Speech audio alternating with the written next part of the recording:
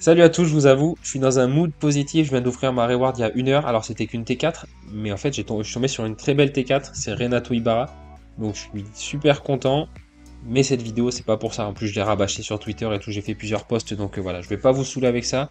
Aujourd'hui on va parler de la mage, alors j'ai attendu une semaine pour vraiment bien digérer, bien analyser, voir l'avis aussi de ma commu, que ce soit sur le Discord ou sur Twitter, donc j'ai reçu pas mal déjà, énormément parlé avec pas mal de monde. Donc comme ça, voilà, pour avoir l'avis un petit peu de tout le monde, le ressenti de tout le monde, pas que le mien. Et je vais essayer, voilà, on va revenir point par point et je vais développer un petit peu sur chaque point. On va commencer doucement avec la All-Star, classement mensuel mis en place, en plus des classements hebdo. Pour rappel donc, les 4 meilleurs scores du mois comptent, l'équilibrage du price pool entre mensuel et hebdo, et expérience IRL. Alors, Sora a toujours dit qu'il voulait faire les compètes plus longue durée, la commune l'a demandé aussi, avec des expériences IRL, donc ça c'est logique dans l'évolution, c'est positif je trouve. Équilibrage de price pool entre mensuel et hebdo, c'est le point je trouve le plus important qui est revenu le plus souvent dans mes conversations. Euh, en gros, alors les retours que j'ai eu, ce qui est revenu, c'est que ça favorise les baleines. Je préfère être clair de suite en début de vidéo et je l'avais fait, je crois, dans ma vidéo il y a 6 mois quand il y a eu le changement des paliers. Dans tous les jeux, dans la vie de tous les jours, etc., les baleines, ceux qui ont plus de sous, seront toujours avantagés, entre guillemets, où ils auront plus de revenus, de rentabilité, etc. Et c'est tout à fait normal qu'un mec qui a 200 euros touche plus qu'un mec qui a mis 20 000 euros. Tant qu'il y a à manger pour tout le monde. Donc le mec qui a 50 euros, il peut évoluer, etc., gagner, comme un mec qui a 50 000 euros, mais pas, voilà, pas dans la même dimension. Donc voilà, pour moi, le débat est clos. Faut voir comment ça sera fait. Par contre, l'équilibrage du price pool, que le Game Week hebdomadaire perd pas trop d'intérêt au niveau de la redistribution de reward. Donc voilà, moi je trouve ça positif. J'attends de voir dans ce point-là. Mais sinon, c'est ok. Donc on passe au point suivant. Et un sujet super important pour moi, c'est peut-être le truc dont je suis le plus hypé dans la mage. C'est la nouvelle kick-off qui va arriver. Je pense qu'on n'est pas prêt. C'est une kick-off qui permet de jouer tous les jours contre ses potes à 1 versus 1 ou des clans contre des clans. Il y a vraiment la possibilité qu'il fasse un truc super lourd. C'est ce qu'a laissé d'ailleurs laissé sous-entendre Nicolas Julia. J'ai vu quelques tweets dessus passer, donc je pense que ça va être le cas. Ça peut être hyper malin comme chemin pour faire de l'onboarding, même si il n'y a pas que ça qui fera de l'onboarding de masse. Il faudra que le marketing et tout suive derrière. Perso, j'en attends beaucoup et j'ai hâte de voir vraiment ce que ça va être mis en place. Il y aura un classement, promotion, relégation, etc. Et tout le monde sera à égalité, donc voilà, comme ils disent dans le médium, le site, hein, ça sera un point d'entrée immédiat pour les nouveaux managers avec des boucles naturelles vers le jeu de base existant et associé au lancement du cash wallet. Donc déjà, ça arrive assez vite et je pense que ça peut mettre un pied à l'étrier pour un nouveau manager et qu'il ait envie, avec ce mode de jeu ultra simplifié, d'aller au-dessus. Donc je ne peux rien dire de négatif et j'ai pas envie déjà parce que d'une part, on a juste ça, on n'a pas les détails, etc. Mais voilà, je suis très positif parce que je pense que ça peut être très cool et c'est très malin, je le répète. Et j'attends de voir et associer voilà, une bonne campagne marketing avec nos ambassadeurs, etc. qui font le taf, ça pourrait être très cool. J'ai vraiment hâte, c'est le truc vraiment qui me tarde le plus de voir comment ça va être mis en place et j'ai hâte d'y jouer aussi et de voir l'onboarding. Autre point qui touche une petite partie des managers, c'est plus qu'une SR au lieu de 2 dans les compétitions uniques, donc j'y suis pas mais la décision est prise apparemment. Alors j'ai lu ça, je sais pas si c'est 100% ok, mais parce que la supply des uniques permet de mettre ça en place. Il y en a assez apparemment pour mettre ça en place, donc à vérifier ce que je viens de vous dire, prenez ça avec des pincettes. Perso, j'ai pas d'avis, je trouve ça logique au final dans les uniques. Déjà, mettre une, c'est cool, dans la cave de 140 par exemple. Donc voilà, point suivant. Et on passe aux installations du club, un des deux gros blocs avec la cave de 140. Alors d'abord, le centre d'entraînement, parce que ça va être rapide. Nouveau centre d'entraînement, les académies n'existent plus. Si vous avez acheté des en plus, vous serez remboursé, donc il n'y a pas de souci. Là maintenant, alors les seuils d'XP ont changé pour grimper en XP. On m'a beaucoup dit il en faut plus à chaque fois pour chaque niveau, sauf sur les derniers.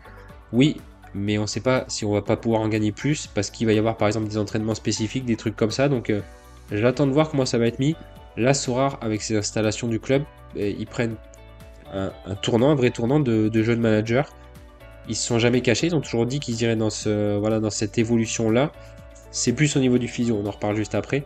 Mais voilà, d'un jeu où il va falloir être plus assidu et où il y a plus voilà, de trucs à gérer. Moi, personnellement, c'est un truc que j'aime, mais je peux comprendre que ceux qui ont moins de temps, ça les embête un peu plus.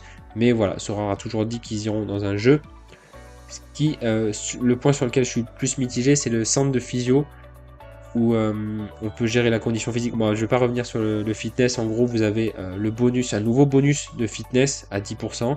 Le gros problème, c'est qu'on sait pas encore combien on en perd par game week et combien on en récupère. Logiquement, on en récupère si notre joueur joue, si j'ai bien compris, et qu'on ne l'aligne pas, il en récupérera. Sinon, on pourra acheter des packs en SoCoin et en Ether.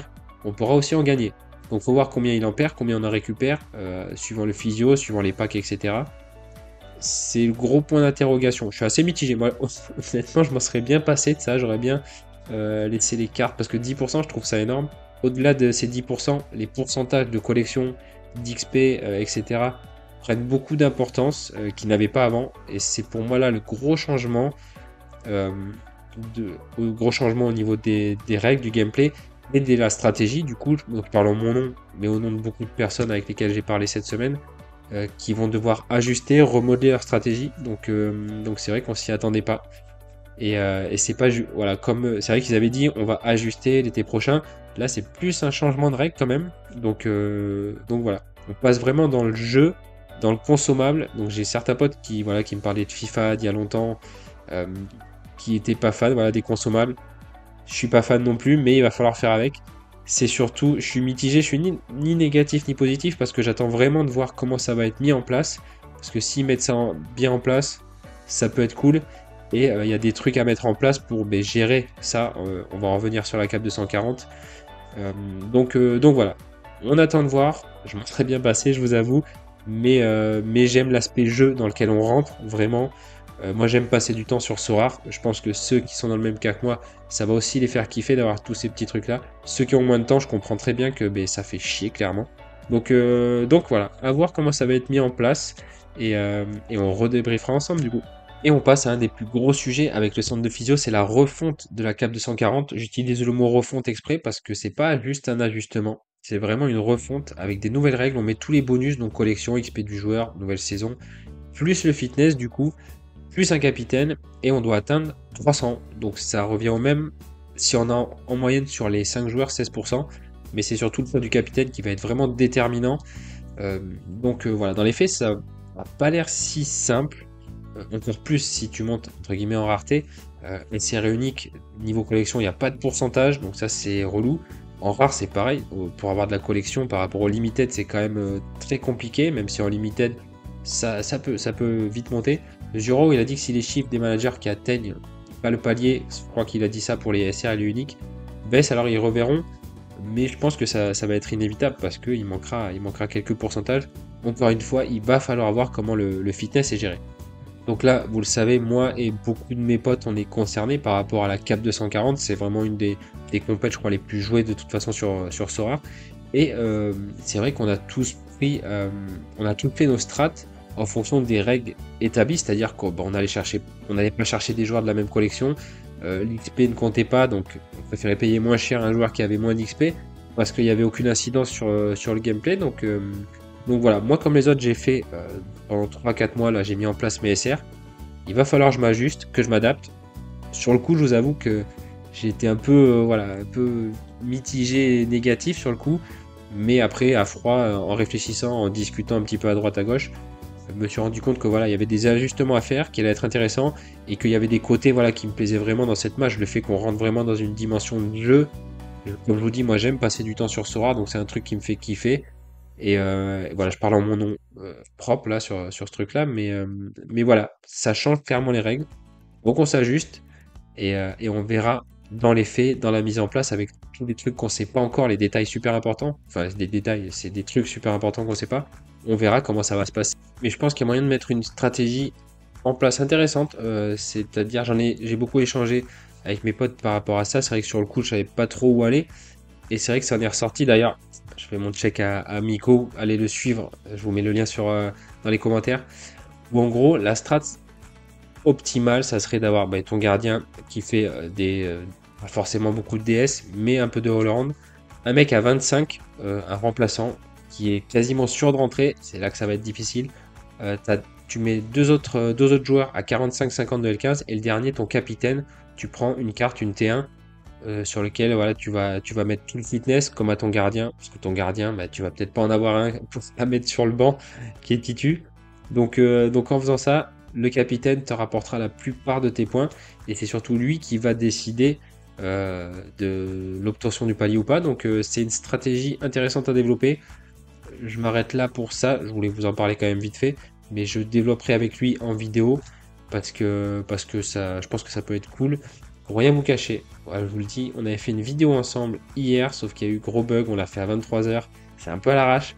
Donc voilà, ça me tient à cœur de refaire une vidéo avec lui, et notamment pour un petit peu développer sur cette strat là qui vient de lui et que je trouve totalement logique et super intéressante, et je pense positif pour l'obtention du palier. Donc c'est vrai que ça m'a. Et du coup, le joueur que j'ai chopé aujourd'hui, la reward Renato Ibarra, eh ben, il fait des scores souvent de 60 plus.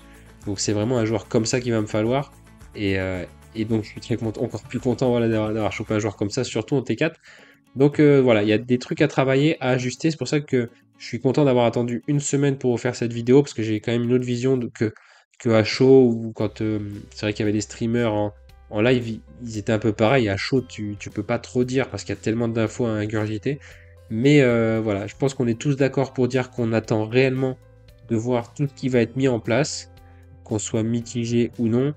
Après, le tournant qu'ils prennent, il est clair, c'est un jeu. On n'aime pas, je peux le comprendre. Moi, j'aime. Vous le savez que j'aime Sora, donc je continuerai quoi qu'il arrive. Et à voir, voilà, dans la mise en place, comment ça va être fait. Les cartes 3D, alors moi perso, voilà, ça me plaît. Je pense qu'on a une super évolution des NFT au fur et à mesure des années.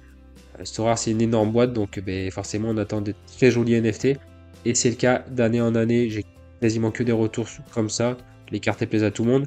Et ça va être marrant de pouvoir faire tourner sa carte ou de voir un petit peu. Donc, hâte de voir ça, même si voilà, il y a les autres trucs beaucoup plus importants où j'ai vraiment hâte. Là, voilà, ça viendra assez rapidement pour l'Europe, mais voilà, curieux de voir comment ça va être, mais je suis sûr que ça va être sympa. Et la non-couverture de l'Arabie Saoudite, alors moi je suis ultra super content qu'ils ne couvrent pas. Il nous fallait surtout pas de supply en plus, surtout dans un championnat mineur entre guillemets, même si je m'entends avec toutes les stars qui y vont, ça risque de devenir un championnat avec lequel compter.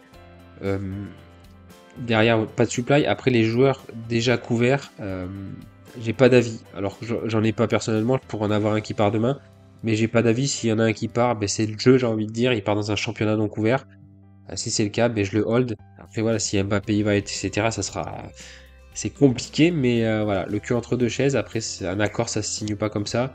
En attendant, voilà, je parle vraiment du côté supply. Je suis très content qu'on n'ait pas de couverture de l'Arabie Saoudite par rapport à ça. Et on verra l'année prochaine, du coup, ce qu'il en est. Et les petites dernières choses, aucun changement de la matrice de notation Sorare pour la saison 2023-2024. Donc ça, c'est cool. Pour moi, la matrice de notation est top, donc il n'y a rien à changer et rien ne change, donc c'est parfait. À part si, le truc, le mec, pour faire le relou, le tireur penalty, par exemple, un mec sur lequel on fait une faute, celui qui a fait la faute, même si le tireur il rate, il garde, et vice versa. Celui sur lequel on a fait la faute, si le tireur rate, et bien il garde pas. Donc ça, c'est un truc que je trouve dommage parce que même pendant le penalty, on pourrait vibrer de tous les côtés. Et c'est un peu une incohérence, je trouve. Mais bon, c'est vraiment pour chipoter. Sinon, le scoring, je me régale à suivre toutes les semaines. Donc voilà, il y a pas de souci. C'était vraiment pour chipoter, histoire de faire le relou, quoi. Il va y avoir aussi les casquettes Sora et les sweats à capuche. Donc voilà, ça se développe la boutique. De manière générale, qu'on soit content sur certains points ou pas content. Bon, il y a des aspects où je suis plus mitigé, où vraiment j'attends. Euh, Quoi qu'il arrive, on peut dire que Sora, ça évolue, ça se développe. Donc c'est quoi qu'il arrive positif. Ils ont toujours ils ont jamais caché la direction du jeu, de la collection, etc. Après là, il y a des gros changements, donc ça peut voilà impacter certains et je le comprends. Moi, y compris, je suis impacté, donc je vais devoir m'ajuster et je sais que beaucoup derrière la caméra, c'est dans le même cas. Mais je pense aussi qu'on est tous là à toujours kiffer le jeu. Le niveau comme je le disais, au niveau du scoring, de la notation, quand on regarde un match avec Sorare, c'est un truc unique que tu retrouves nulle part, que ce soit dans les paris sportifs, etc. Là, c'est vraiment surdimensionné au niveau de l'adrénaline, du plaisir et de l'attachement à tes NFT, etc. Donc, faut pas qu'on oublie ça non plus, même s'il y a des trucs qui nous plaisent pas. Faut pas qu'on oublie et on attend vraiment de voir tout ce qui va se passer pour redébriefer ça. Retrouvez-moi aussi en live sur Twitch où on en parle un petit peu, on parle un petit peu de tout. Le vendredi, j'essaye de live tous les vendredis et j'essaye de faire un petit peu plus, même des fois dans la semaine, avec des fois des invités, etc. Donc je vous mets en commentaire ma petite chaîne Twitch Et je vous remercie d'avoir regardé cette vidéo. J'espère que ça a été digeste, pas trop long, que je me suis pas trop répété. On est le soir, il est 22h30. Donc voilà, merci encore, passez une bonne soirée, une bonne nuit, une bonne journée, et je vous dis à très vite.